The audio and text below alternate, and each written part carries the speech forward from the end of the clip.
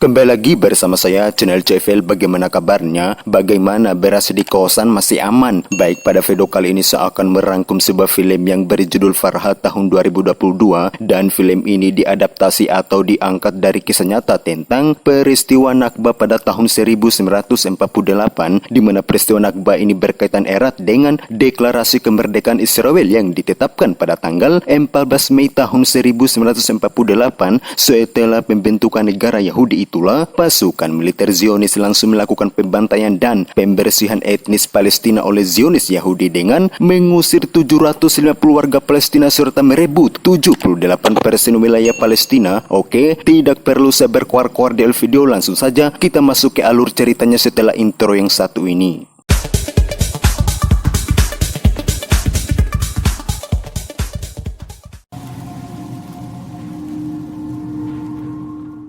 Berlatar di sebuah desa kecil yang ada di Palestina pada tahun 1948, cerita akan berfokus kepada seorang remaja yang bernama Farha ini cantiknya, di mana Farha dipanggil oleh teman-temannya untuk bersegera kembali ke tempat pengajian, mengingat mereka sudah terlalu lama bermain-main di sana.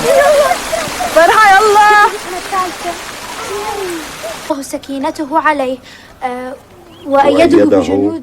Perkenalkan, dia bernama Farida. Farida merupakan anak yang hidup di perkotaan, akan tetapi ia sering datang di desa hanya untuk menemui sahabat dekatnya yaitu Farha. Di sini Farha dibuat bingung dengan Farida yang lebih suka dengan suasana-suasana pedesaan, padahal di desa tidak ada hal-hal yang mewah. Namun yang membuat Farida rindu dengan suasana pedesaan, Farida menyukai keberadaan pohon-pohon dan burung-burung yang ada di sana. Di tengah-tengah mereka sedang bercakap itulah muncullah beberapa mobil tentara Inggris, di mana Farha tanpa ada rasa takut pun langsung mengusir mereka dari sana. Disusul lagi anak-anak kecil Palestina ikut mengusir tentara Inggris dengan bermodalkan senjata mainan dan ketapel.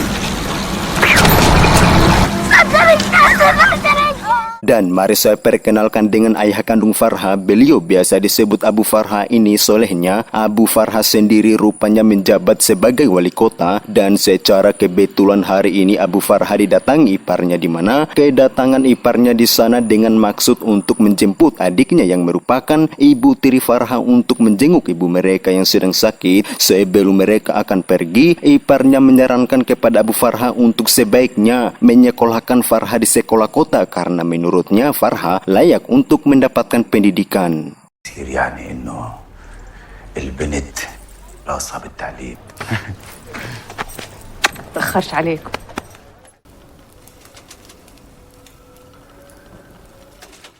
Keesokannya Farha yang tengah asik membaca buku itulah tiba-tiba ia mendengar percakapan ayahnya bersama guru ngaji Farha, di mana dalam percakapan mereka Abu Farha meminta saran dari guru ngaji Farha tentang niat baiknya, yaitu ingin menyekolahkan Farha di sekolah kota. Namun di sini guru ngajinya mengatakan bahwa Farha sudah tamat mengaji, mau belajar apa lagi, mau belajar pendidikan apa lagi. Mendengar hal ini Farha sontak langsung keluar dari kamarnya dan mengatakan seperti ini kepada guru ngajinya.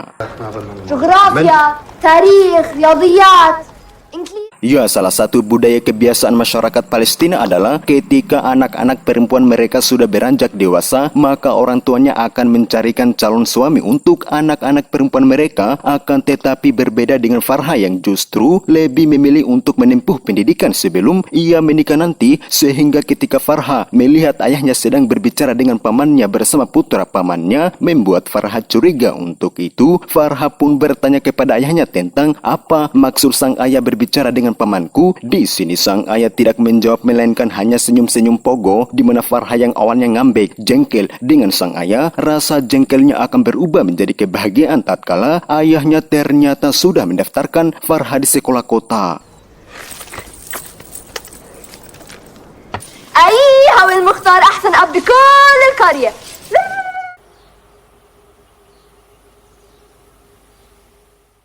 Keesokannya Farha kembali berjumpa dengan Farida, di mana Farha mengungkapkan kebahagiaannya kepada Farida tentang impiannya selama ini akhirnya bisa terwujud, yaitu ingin bersekolah di sekolah kota. Dan ketika Farha sudah tamat belajar, dia bercita-cita ingin mendirikan sebuah sekolah di desa kecilnya. Cita-cita yang sederhana namun sangat bernilai dan membawa dampak positif bagi para generasi. Di tengah-tengah mereka berdua sedang asik ngobrol, tiba-tiba mereka berdua dikejutkan dengan suara tembakan yang dilayangkan oleh tentara Israel.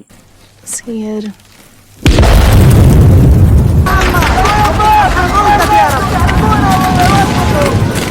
Ya, pada hari itulah, lebih tepatnya pada tanggal 15 Mei tahun 1948, di mana setelah Israel mendeklarasikan kemerdekaannya pada tanggal 14 Mei 1948, sehari setelahnya para tentara Zionis Israel melakukan pembantaian secara massal yang dikenal dengan sebutan peristiwa Nakba, yang berarti bencana. Di tengah-tengah ketegangan itulah, tiba-tiba ayah daripada Farida yang bernama Mas'ud menarik Farha dan Farida untuk segera naik di atas mobil, dan tak berselang lama muncul Abu Farha, di mana Abu Farha menunjukkan sebuah jalan yang bisa dilewati, sekaligus Abu Farha menitipkan Farha kepada Mas'ud.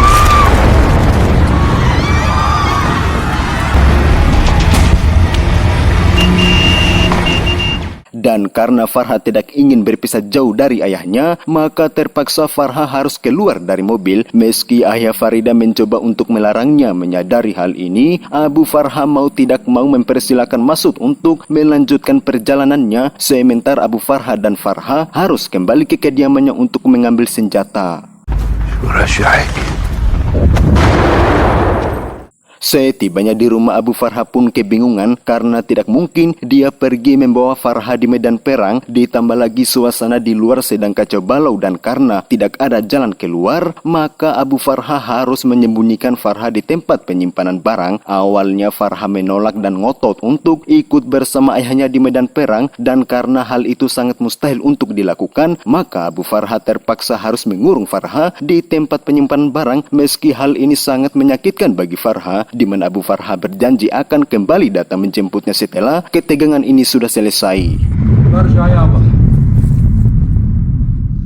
Nah, akibat terjadinya peristiwa Nakba inilah yang menjadikan Farha harus kehilangan impiannya, yaitu ingin menempuh pendidikan di sekolah kota. Dan tentu bukan hanya Farha yang merasakan hal yang sama, pasti banyak impian-impian masyarakat Palestina yang sirna, yang padam, yang hilang hanya karena satu perbuatan yang dilakukan oleh orang-orang biadab yang sama sekali tidak memiliki sifat kemanusiaan. Dan orang-orang itu adalah tidak lain dan tidak bukan, yaitu para tentara Zionis Israel biadab.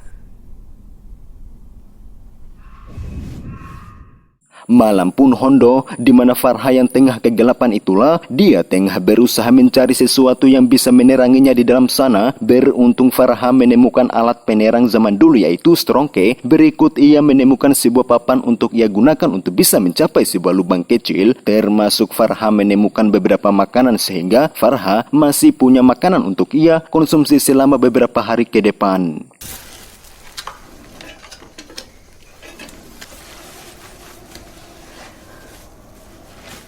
Keesokannya Farha tiba-tiba mendengar suara yang berasal dari luar, di mana Farha yang menganggap suara itu adalah suara kedatangan ayahnya. Dia pun mendekat dari pintu dan ternyata suara itu merupakan suara senjata yang dilayangkan oleh tentara Zionis Israel. Hal ini dibuktikan dengan kemunculan asap hingga asap tersebut masuk di dalam sana, di mana Farha langsung bergegas menutupi sela-sela pintu menggunakan kain agar dia tidak mengalami pengap di dalam sana.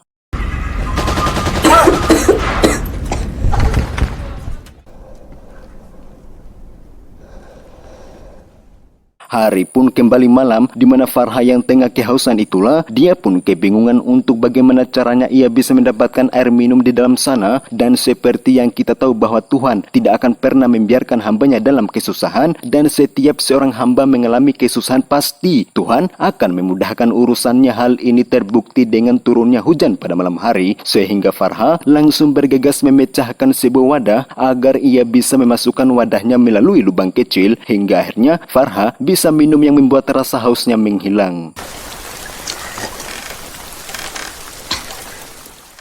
Keesokan paginya, Farha kembali mendengar suara dari luar yang ketika diperiksa, ternyata ada sepasang suami istri bersama kedua putrinya yang tengah mencari tempat yang aman sebab istrinya tengah mengalami kontraksi di mana satu keluarga ini harus menerima ujian ini ketika si bayi harus keluar saat itu juga tanpa menunggu waktu yang tepat. Maka kita yang menonton ketika melihat penderitaan yang dialami saudara-saudari kita di Palestina, kita sebagai manusia yang berakal sehat harus wajib untuk selalu mendukung mendoakan perjuangan masyarakat Palestina, khususnya para mujahid yang saat ini tengah berjuang untuk melawan kebiadaban para penjajah yaitu Zionis Israel.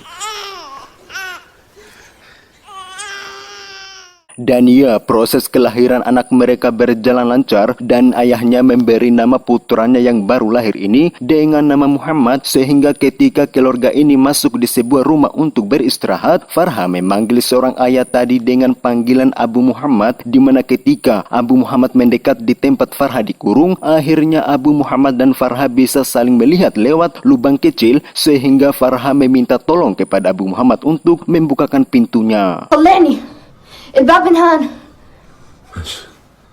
Ya, Farha berharap ia akan bisa keluar dari tempat ini, namun harapan tersebut harus tertunda tatkala Abu Muhammad secara tiba-tiba dilihat oleh tentara Zionis, dan seperti yang kita tahu bahwa tentara Zionis ini sangat suka membantai orang yang tak berdosa, yakni secara sengaja mereka membantai warga sipil yang tidak bersalah, sehingga ketika Abu Muhammad mengatakan bahwa di rumah itu tidak ada siapa-siapa, para tentara Zionis biadab ini tidak percaya dengan pernyataan Abu Muhammad barusan, ditambah lagi mereka melihat bekas darah di tempat istrinya saat melahirkan anaknya tadi, sehingga sang atasan menyuruh anggotanya untuk memeriksa isi rumah tersebut.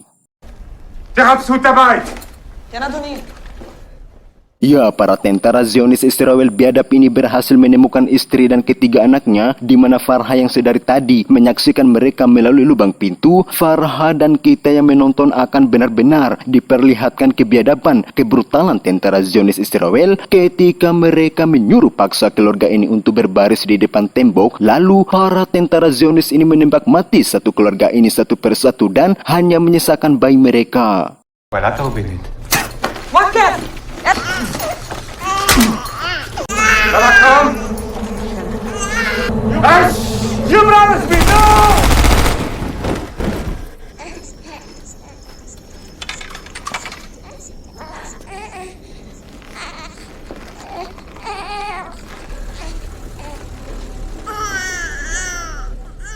Ya, satu keluarga tadi harus mati syahid, di mana para tentara Zionis Israel meletakkan bayi dari keluarga yang syahid barusan di atas tanah. Farha melihat bayi tersebut tengah menangis di bawah terik panas matahari. Ia pun berusaha untuk bisa keluar dari dalam sana dengan menggunakan beberapa benda seperti pisau kecil dan kayu balok. Namun mau diapa, takdir berkata lain, di mana Farha tidak berhasil membuka pintunya. Alhasil, niat baiknya untuk menolong sang bayi harus gugur dan sang bayi tersebut harus mati syahid.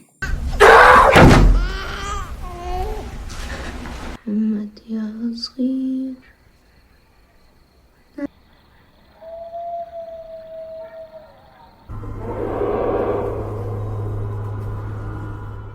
Seperti yang kita tahu bahwa umat Palestina adalah umat yang tidak mudah putus asa, disertai mereka memiliki iman yang sangat kokoh, dan itu sangat berbeda dengan saya yang masih memiliki iman yang lemah. Karena jujur, saya pribadi untuk saat ini lebih memiliki kesenangan duniawi, di mana Farha dengan usaha kerasnya, ia secara kebetulan menemukan sebuah pistol milik ayahnya. Berikut ia menemukan beberapa butir peluru, sehingga berkat adanya pistol tersebut, Farha akhirnya bisa keluar dari dalam sana.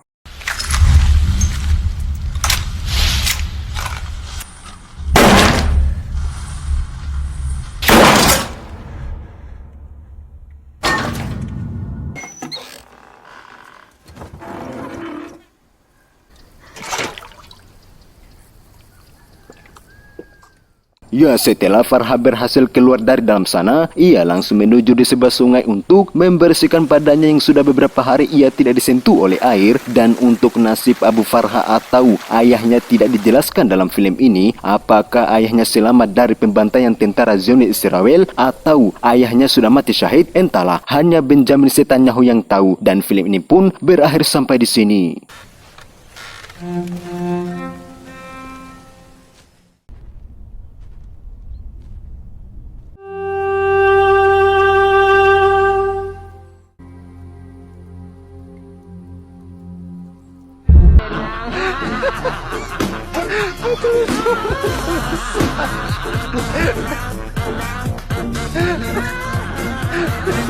Listen to them, yeah, give us